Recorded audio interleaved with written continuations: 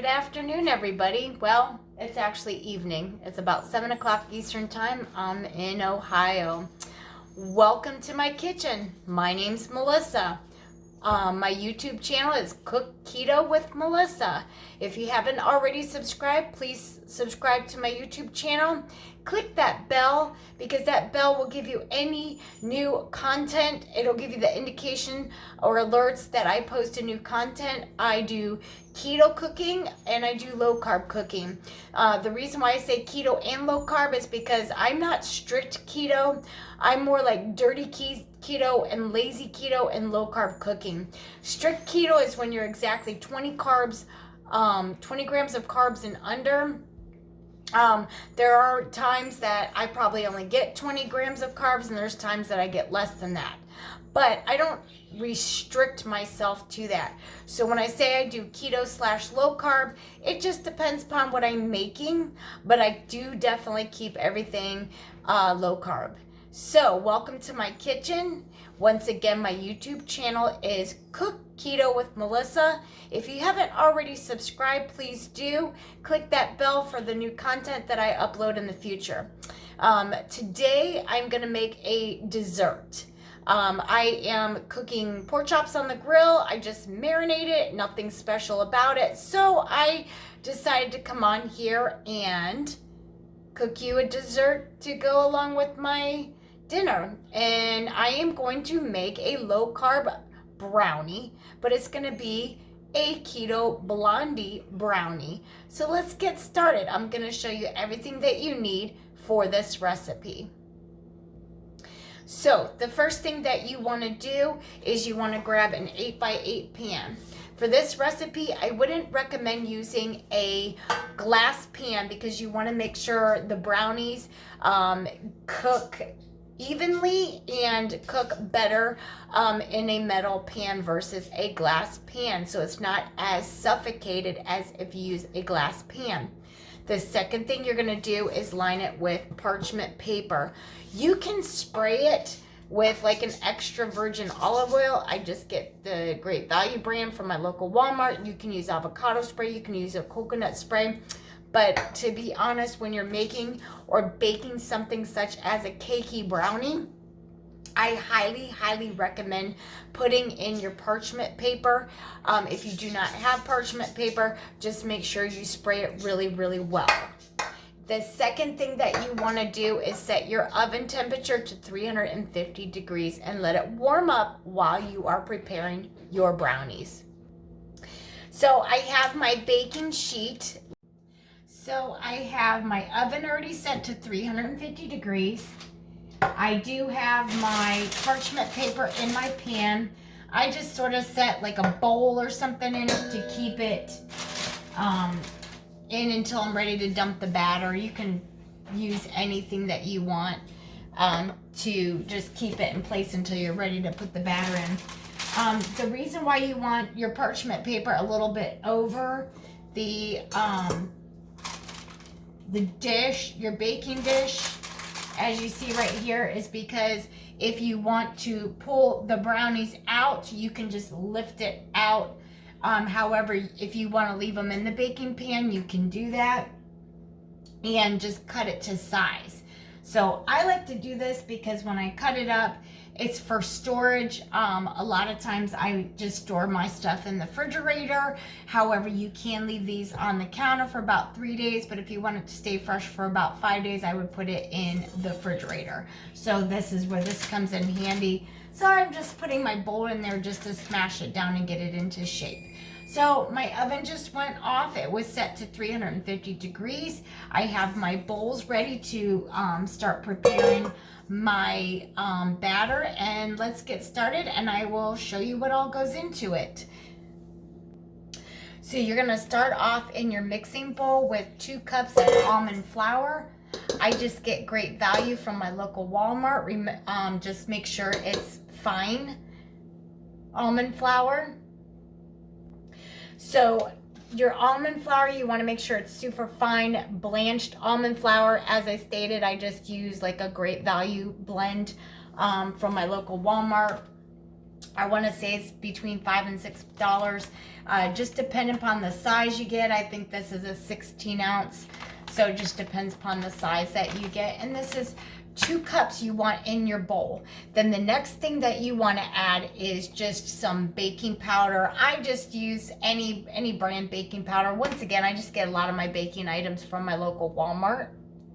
So the next thing, after you get 2 cups of your almond flour in your mixing bowl, you're going to add 1 teaspoon of baking powder.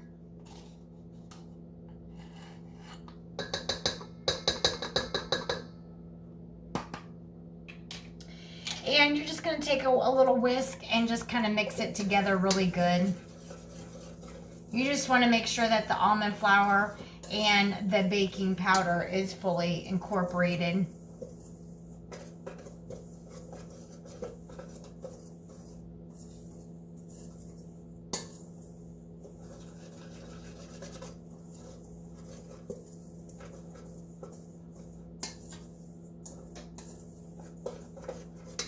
Okay, so that's pretty well mixed up. Just make sure when you use almond flour, you're using the super fine.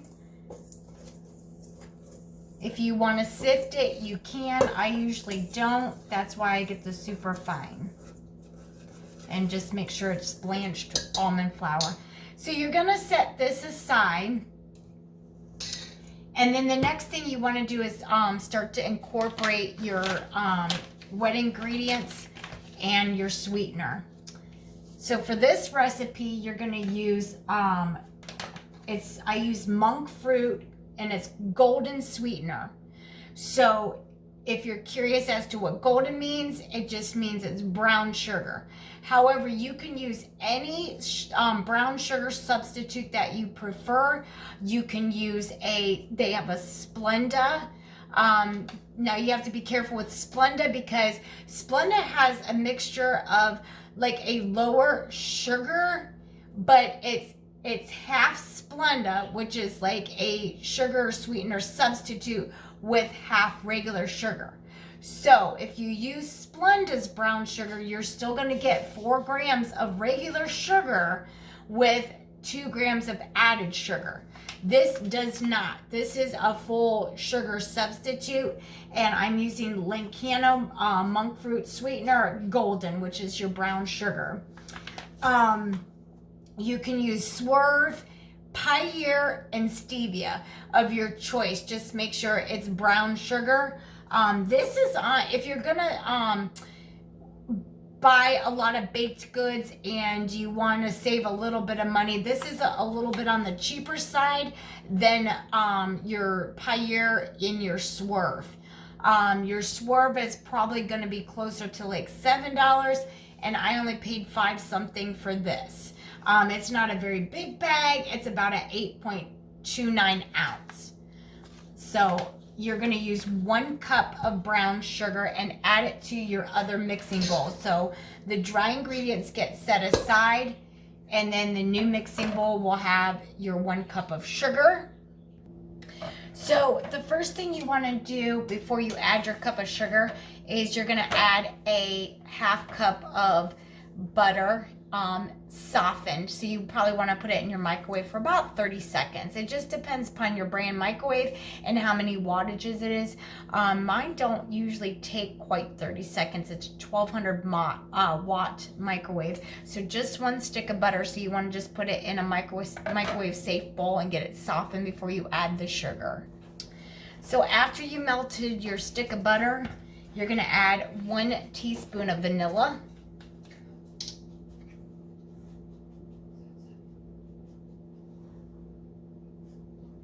Vanilla of your choice.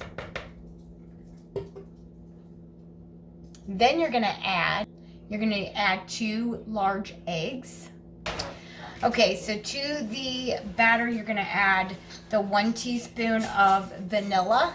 You're going to add 1 stick of butter softened, and then 2 large eggs, and you're just going to take your whisk and you're just going to whisk it together.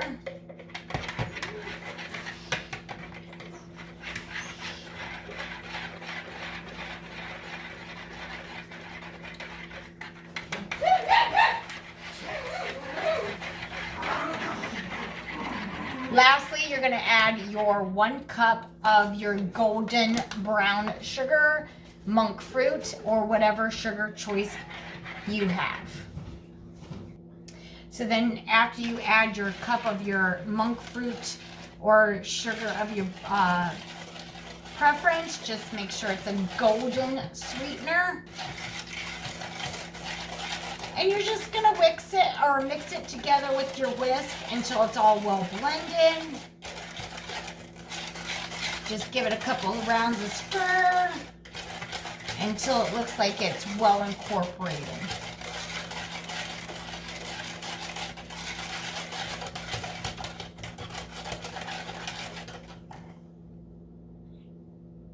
So next you're gonna take your bowl with your almond flour and your baking powder, and you're just gonna mix the wet ingredients with your dry ingredients. So you're just gonna mix it in here. So I'm just gonna go to a spoonula so I can get this incorporated. So I'm just gonna use a spoonula or metal spatula. So you just wanna make sure you get everything out of this bowl. That's kind of why I like the spoonula, because I can get all of it spooned out without feeling like it's just scraping in the bowl, and it gets all the bits that's in there. Okay. So the next thing you want to do is just mix your dry ingredients with your wet ingredients until it's well incorporated. And this is the color you want, because we're not making chocolate brownies, we're making blondie brownies. So after this cooks, you can think about what sort of topping you want to put in it or on it. So you can use your favorite low carb / keto ice cream and set it on there. You could just use a whipping cream, Cool Whip, sugar-free. If you do have whipping cream that's regular, or same with Cool Whip, it does have a very low sugar content. So if you're doing just low carb cooking, dirty keto, lazy keto, that's okay. If you're going to be strict keto with this recipe, then you want to make your own homemade whipping cream with your confectioner sugar of your choice, such as Swerve, Pyre, or Stevia, or even Splenda for that matter. Also, they do offer sugar-free Cool Whip and sugar-free whipped cream. Some stores sell whipped cream like Ready Whip that says keto. Just check your local stores. It's your preference on how you want your topping. Once it comes out of the oven, you can just squirt some, you can do like hot fudge or just a chocolate syrup. You can do caramel. You can do anything you want with this. What I'm doing is giving you the basics of how to make this brownie. Just make sure you get all the almond flour mixed, and it will be this consistency right here. That's the consistency you're looking for. Okay, and then lastly, you want to just add in any sort of filling in your batter that you want, and I will show you what I'll be using. Okay, so the last step that you want to do is just incorporate what you want in your brownies. However, you can just leave it plain and put it in here. You can even mix in a dollop of peanut butter if you prefer. It's your preference. You can do whatever you want to put in there. You can use chocolate chips. Just make sure that they're sugar-free. Hershey's offers sugar-free chocolate chips, and I also use Lily's. I don't have a preference, except for the Hershey's chocolate chips are a little bit on the cheaper side. And Lily's, it delivers the same flavor, just a little bit more costly. For my recipe, I'm going to use Lily's chocolate salted caramel flavor baking chips. So you just want to sprinkle in about, let's say about a half cup. And then I have some walnuts that I'm going to add in for that extra crunch. Okay, so I just added my half cup of my Lily's chocolate salted caramel. However, you can use plain chocolate. You can use a milk chocolate, a dark chocolate, It is your preference. You can even use white chocolate. I just had these in my refrigerator, so I thought I'd give it a try with these type of brownies. And then the same thing, I'm going to add my walnuts into here as well.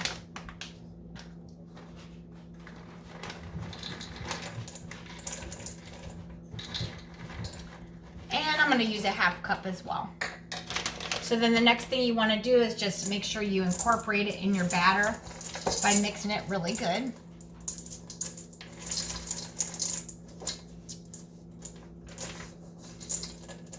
Now my parchment paper usually works really well, but when I make a cakey product, I take extra precaution. I just spray it lightly with some spray.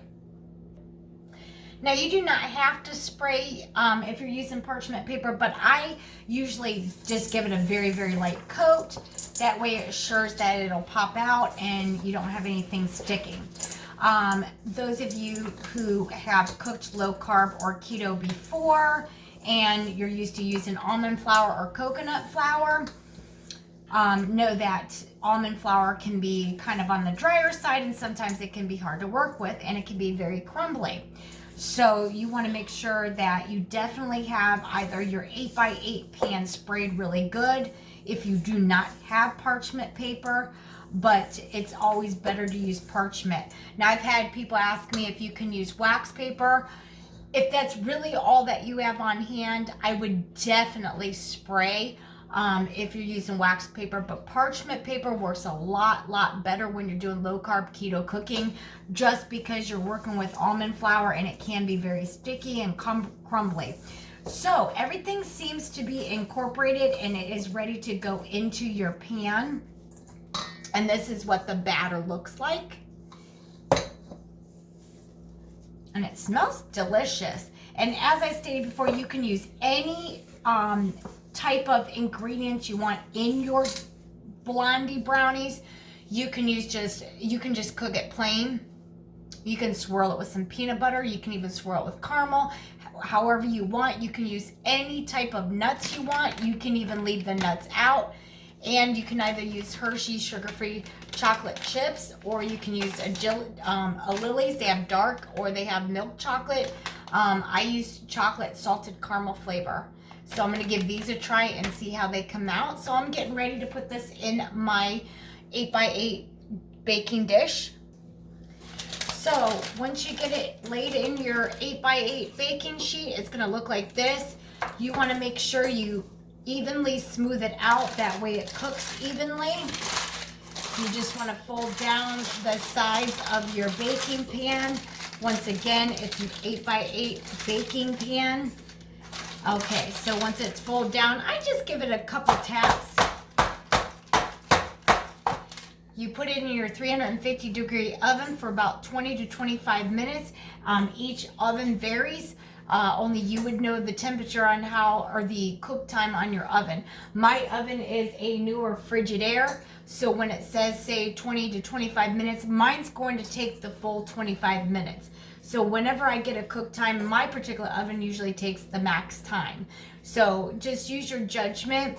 When the sides start to pull away from the baking dish, that's usually a good indication that it is done. Also, you can do the toothpick test by putting your toothpick in, and if it comes out clean, then you know it's done. So let's get it in the oven, and then I will show you what it looks like and how I'm going to put my toppings on. So while that's baking in the oven, I'm going to give you a few little tips. So if you want to store them just like on your countertop, they will only last about 2 to 3 days. So if you think you're going to eat them up that particular night or within 2 to 3 days, then you can keep them on a counter. If you keep them in a sealed container in the refrigerator, they will last up to a week. That is one fact that you want to do. The brownies can be frozen, as most of your items, pretty much anything can be frozen, and that can be frozen for several months. Let me give you the nutritional facts. So before I give you the nutritional facts, if you do choose to freeze them, wrap them in some parchment paper. I would do it individually, and then after you individually wrap them up in parchment paper, just make sure the little snug as a bug. Maybe put a little bit of tape on it to make sure it's taped up good. You can even wrap it up in a parchment paper and then just foil wrap it and then just put it in the freezer bag. However, if you do choose to freeze it, it is freezable up to about 6 months. Just remember, if you do refrigerate it, it's good for about a week. Just make sure it is in a tightly sealed container, so if you have a lid. If not, then you want to at least put a tight foil on it. If you think you're going to eat it up in 2 to 3 days, you can leave it on the counter. So some of the nutritional facts to this, let me give you that. Okay, so I wrote down the nutritional facts so I can give you some accurate nutritional facts for this. So what I have written down is it's 1 bar and it's 190 calories. Now it does say 5 net carbs, but if you are cooking low carb or keto, you do know when it has fiber, which is 2 grams, then you take that fiber and you minus it off the total of the carbs, leaving you with 3 net carbs per a bar. The protein, you do get 5 grams of protein, which is good for me being a gastric bypass patient. The fat is 18 grams, the sodium is 124 grams, and you do get 12 milligrams of potassium. You even get 1 milligram of iron. The calcium, you're getting 69 milligrams. So overall, a lot of people just worry about the carbs. So if you do carb counting, I use Carb Manager on my cell phone. It's an app that I downloaded from my Play Store. If you incorporate that, it will come up the net carbs, which is 3 grams of net carbs. So overall, that's per 1 bar. So basically, just remember when anything has fiber, then you just minus that. I hope you enjoy this recipe. We are going to let it cook, and then I will pull it out of the oven and show you all what it looks like and discuss what your favorite toppings will be. Okay, so the bell went off on my oven and I'm getting ready to take them out. Let's see what they look like. They have been in there in my oven for 25 minutes. Oh, they look delicious and they smell good. Oh, yummy. Now it looks like it's pulling away from the sides, so it looks like it's done, but I'm still gonna do the toothpick test. Okay, so it looks like my toothpick didn't come out clean, so I'm gonna put it in for about another 5 minutes. So when you pull your brownies out of the oven, you're checking for 2 things. If it starts to pull away from the sides, and you just do the toothpick test as well. My toothpick did not come out clean and it looked like it was a little bit jiggly, so I'm putting it in for another 5 minutes, and then after the 5 minutes is up, I'll pull it back out and do another test and we'll see how it comes out. Okay, so my brownies are out of the oven and I'm just gonna leave them on the counter to cool. I'm gonna just tilt this so you can see what they look like. This is what my brownies look like. As you can see on the edges, they are brown and starting to pull away. That's how you know that it is done. And I'm getting ready to do the toothpick test with y'all in here. And it come out clean. I'm gonna do a couple spots. I usually do around the edges, then I do in the center and a couple different places.